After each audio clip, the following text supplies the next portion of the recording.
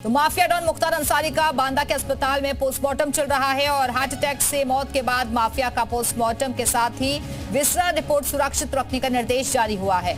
यहां से उसके शव को गाजीपुर लाया जाएगा और जहां उसे सुपुर्दे खाक करने की तैयारी चल रही है। कब्र खोदी जा रही है। गाजीपुर, मऊ समेत पूर्वांचल के जिलों में पुलिस अलर्ट मोड पर है और हम आपको दिखाएंगे पूर्वांचल की माफिया डॉन का वो इंटरव्यू जिसमें वो अपने अपराधों से जुड़े सवालों का बेबाक अंदाज में जवाब दे रहा है। मुख्तार भाई, ये बताइए कि आपके ऊपर जो टाटा का केस फिर से चलाया जा रहा है और फिर आपके ऊपर नॉन अवेलेबल वारंट इशू किया जा रहा है, इसके पीछे आप किस तरह की राजनीति देखते हैं? आपको क्यों फंसाया जा रहा है? ये तो सीधी सी बात है कि ये एक साजिश के तहत किया जा रहा है और जो कोर्ट है, हम शिकायत कर रहे हैं उसके लिए। हालांकि हम लोग हिंदुस्तान के संविधान और कानून को मानने वालों में से हैं, लेकिन न्यायालय जो हैं और हमारे जज साहब, जो डिंगरा साहब जज साहब हैं, उनको दबाव है। और मैं 1.25 साल में पहला मेडिकल भेजा हूँ।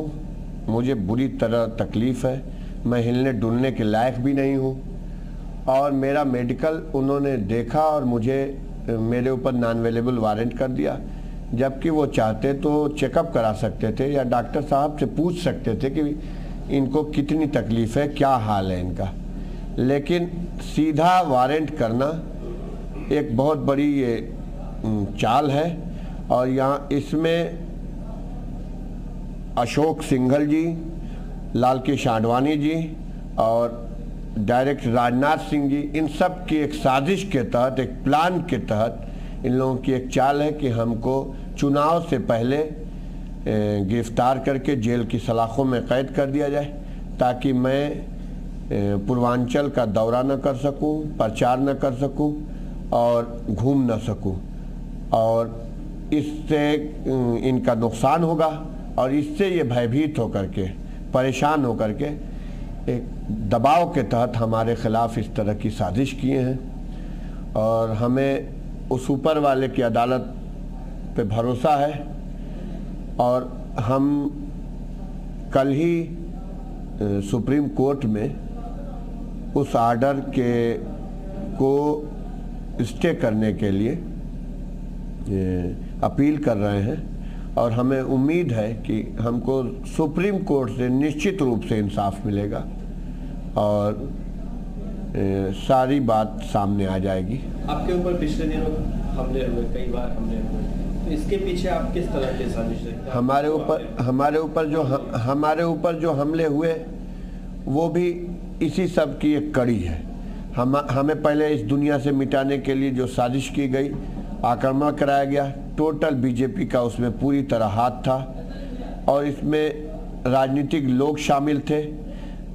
हमारे गाजीपुर के पुलिस के अधिकारियों ने उनका मनमानी सपोर्ट किया राजनीतिज्ञों का।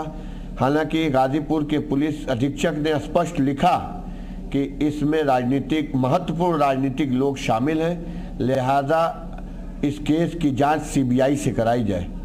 और आज मेरे ऊपर हमला हुए 15 जुलाई से आज देख लिए कितना दिन गुजर चुका है, लेकिन आज तक जांच न की गई और न उन अपराधियों को पकड़ा गया, जबकि उन पर 10-10 लाख रुपए का इस प्रदेश के अंदर इनाम है और कई प्रदेश में उनकी खोज है। और खुद पुलिस ने जो यहाँ ज़िले के एसपी हैं, उन्होंने इस बात को लिखा है कि वो अंतर्राष्ट्रीय अपराधी हैं और उनकी बिहार, उत्तर प्रदेश, मध्य प्रदेश, महाराष्ट्र, गुजरात और आंध्र प्रदेश, बंगाल, इन सब प्रदेशों में उनकी तलाश है, अपराध में वो लिप्त है, उनको खोजा जा रहा है।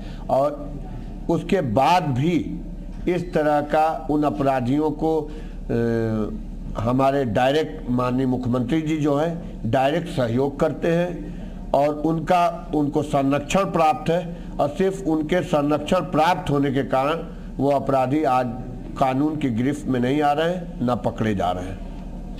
और वो फिर इस चुनाव में मेरे ऊपर एक बहुत बड़ा हमला करने की साजिश कर रहे हैं। कई प्रदेशों से बदमाश बुलाए गए हैं। यहाँ एलआईओ की रिपोर्ट है, मुझे 4-4 गनर इशू कराए गए हैं और सारे पुलिस के, जब जहाँ भी मेरा प्रोग्राम होता था वहाँ पर मुझे भारी संख्या में यहाँ के जिले स्तर से फोर्स भेजी जाती है, ये सब के बाद भी मेरी हत्या करने की एक बहुत बड़ी साजिश है और मैं इससे बहुत चिंतित हूँ।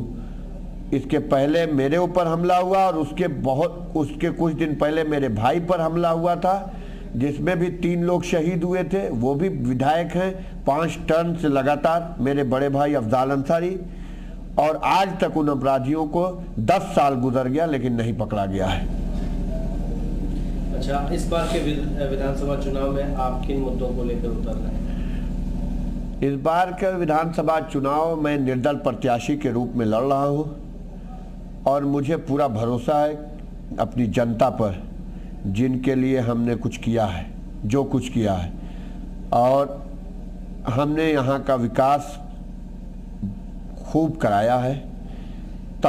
मेरे यहाँ तकरीबन बुनकर आबादी 80 से 85% लोग बुनकर रहते हैं और मैंने अपने बुनकर भाइयों की रोजी रोटी के लिए लगभग 31 करोड़ का काम, तार, बिजली, खंबे, ट्रांसफार्मर, नए पूरे शहरों में तार बदले गए हैं, बहुत से काम कराए गए हैं। और जब से जेल से आज़ाद हुआ हूँ, लगभग 1.25 साल हो गए, उस वक्त से इस मऊ को लखनऊ, कानपुर और गाजियाबाद की श्रेणी में औद्योगिक शहर घोषित कर यहाँ पर 20 घंटे बिजली की आपूर्ति स्पेशल तरीके से कराई जा रही। इससे हमारे बुनकर भाइयों को फ़ायदा है और इससे मुझे पूरी उम्मीद है कि मेरे बुनकर साथी, मेरे भाई जो हर मुसीबत में मेरा साथ दिए हैं और मेरे लिए मदद किए हैं, इसमें भी मेरी मदद करेंगे, इस कठिन घड़ी में भी मेरा साथ देंगे। और साथ ही साथ हर तबके के वो गरीब लोग, बेसहारा लोग जिनकी मैं लड़ाई लड़ता हूँ, हमारे क्षेत्र में जो सामंतियों का जुल्म है, उन सामंतियों के जुल्म के पंजे को मरोड़ने के लिए, गरीबों के स्वाभिमान की रक्षा के लिए जो लड़ाई लड़ता हूँ, मुझे पूरा विश्वास है कि वो गरीब अपना प्यार देकर हमको जिताएंगे। दूसरा मुद्दा ये है कि आपका जो विधानसभा क्षेत्र है वो औद्योगिक शहर है, इसमें आपने उद्योग कितने सारे लगवाए या उनको लगवाने में कितनी आपने मदद? हमने बताया आपको कि हमारे यहाँ तो टोटल 80-85% बुनकर भाई हैं और लूम चलते हैं, हर घर में 2 लूम 4 लूम हर घर में है, और ख़ुद मेहनत करते हैं सुबह से शाम, और मेहनत करके साड़ियाँ बना करके उसको पूरे हिंदुस्तान ही नहीं, दुनिया के कई शहरों में साड़ियाँ जाती हैं। हमारा मऊ मशहूर है बिल्कुल इस मामले में। और 5 साल तक भारतीय जनता पार्टी की सरकार थी। इस भारतीय जनता पार्टी की सरकार में 3 साल तक मैं जेल में था और जब आज़ाद हुआ हूँ तब भी भारतीय जनता पार्टी की सरकार थी। मैंने जितना अपने मऊ के लिए सोचा था, अपने मऊ के विकास के लिए, इतना कुछ करने के बाद भी मैं अपने बुनकरों के लिए मैं समझता हूं कि आज भी एक हिस्सा उनका काम नहीं किया हूं। अगर इंशाअल्लाह कोई ऐसी सरकार बनी जो सेकुलर होगी, जिसमें मेरा समर्थन होगा, तो इसी बात को लेकर समर्थन करूंगा कि मऊ के हमारे बुनकरों के लिए स्पेशल कोटे में कुछ यहाँ बिजली का काम कराया जाए। आपके ऊपर आपके विरोधी आरोप लगाते हैं कि आपकी छवि खराब है और उनका कहना है कि यहाँ हमारी शिकायत तो वो विरोधी लोग करते हैं, कुछ लोग जो सामंतवाद कायम किए हुए हैं और गरीबों की इज्जत लूटते हैं, उनकी आबरू से खिलवाड़ करते हैं, माँ बहनों की आबरू से खिलवाड़ करते हैं, वो लोग मेरी जान के दुश्मन हैं। अब बाकी आप इस मऊ में आए हुए हैं, आप घूम कर खुद देख लीजिए और आवाम से पूछ लीजिए कि आवाम मुझे किस तरह प्यार करती है और कितना चाहती है।